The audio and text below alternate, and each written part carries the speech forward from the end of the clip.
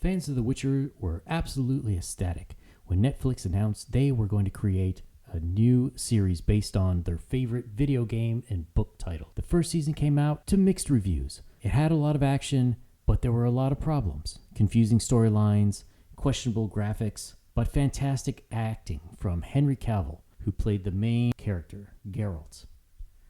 Season 2 came, and while it corrected a lot of the problems from Season 1, it started adding new ones, such as, how come The Witcher is barely in his own show? After Season 2, tragedy befell us.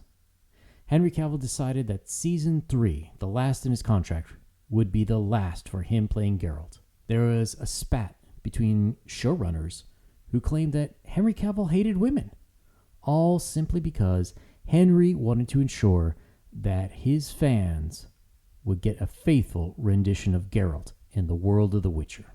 Season 3, recently released by Netflix, is like watching parents who are just staying together for the sake of the kids.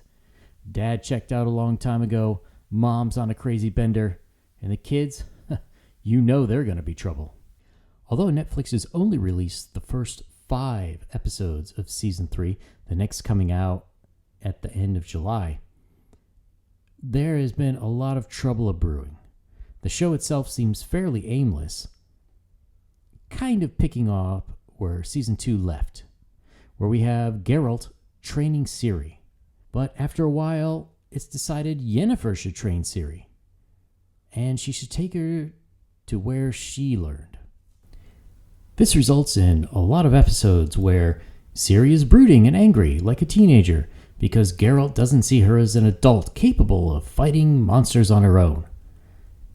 She's also angry at Yennefer because Yennefer doesn't see her as an adult capable of performing great magic on her own. This leads Ciri to become a rebellious teen who often runs away, getting into fights, not staying hidden when she should be hidden, thereby causing trouble for everyone else in the entire world. But yes, she faces no repercussions. Geralt and Yennefer, on the other hand, continue their will they, won't they, when it appears like, yeah, they will, but there's not time right now, but we're totally going to do it. As to the plot, Ciri is still on the run for people who want to capture her and use her for her elven blood. For what exactly? World domination or something? It really doesn't matter. The problem with this show is simply everyone wants to see a show about a guy who goes around a fantasy world killing monsters. Or you might call him a witcher.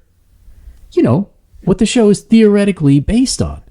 The problem is, if you look at each episode's runtime, Henry Cavill, aka the main character of the story, is only in there for about 25 to maybe 33% of the time. And when he's there, it's very rarely action-oriented. It's mostly him standing around, looking off screen longingly, probably thinking about his Warhammer 40k figures that he's going to paint tonight. And the girls, Yennefer and Ciri, I frankly don't care what they're doing.